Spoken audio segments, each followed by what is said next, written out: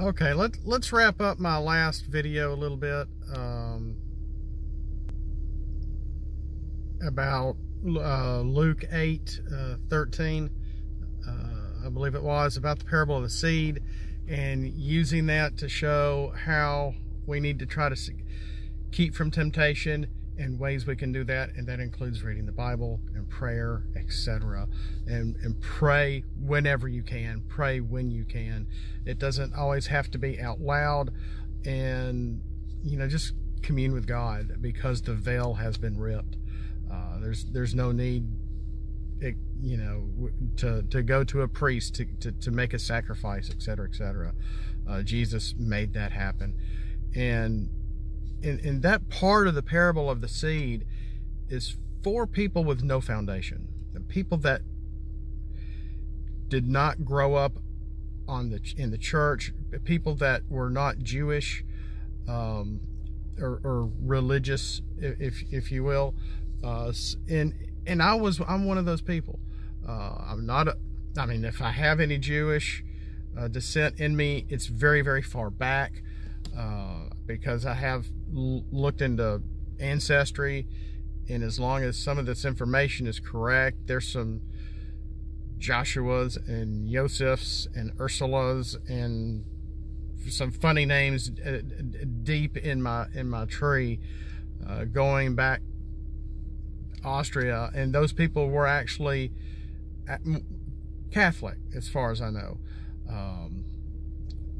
And even according to my grandfather, of course, most of them were not devout Catholic, or I would not be here, or certain, having kids out of wedlock and divorces, etc. Funny how that works. But, it's for that part of the parable of the seed is for us Gentiles, or in non-believers. You hear the word, you're joyous over it, you take it as your own, and as we grow in life, we're going to fall away. We're going to be tempted by the distractions of the world, and you're going to fall, but you got to get yourself back up. In staying on that Christ-like walk is not always hard, because like I said, even me personally, not a Jew as far as I know, who don't have that background. We were not even a church family. We were a boat family. We had a lake house that my cousins and my brother and my grandparents, we went up there almost religiously, if not every weekend, every other weekend, to take care of the house, to have fun, to be on the water, to walk through the woods, whatever, maintenance on cars, maintenance on boats. We weren't going to church. And when my mom tried to take us to church on occasion, it was a Methodist church, for reference, and I was the only one that actually kind of wanted to go. My brother and my dad would go, as my mom used to say, dragging them screaming. So, they didn't want to go to church. So I'm not from a parochial family by any means. And,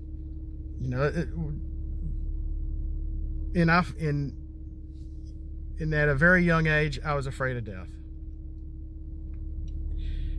And I do remember this, trying to pinpoint it to a day, I don't know, but I was around 4, maybe 5 years old at the most, having to go to a funeral, seeing a relative who I met maybe twice, for the third and last time, in his coffin.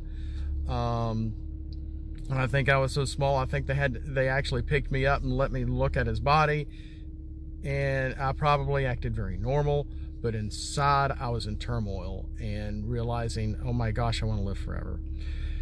And so with the Bible and my mom telling me some Bible stories and reading to me from my little child Bible, and hearing the gospel, I didn't just want it, I believed it.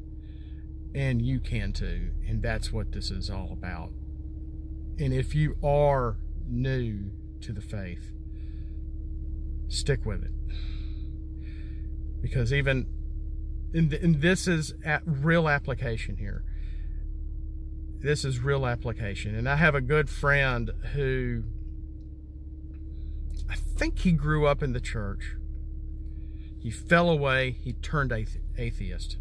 He turned his back against God, and did all sorts of crazy stuff. And then in his 20s, and it may have been when he got married and had a daughter, having babies the right way changes you. Even adoption can change you to some extent. But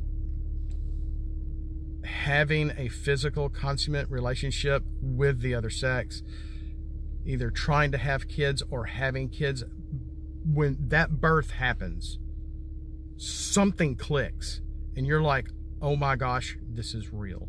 Oh my gosh, this is the miracle of life. Oh my gosh, I cannot believe I'm holding this living person in my hands.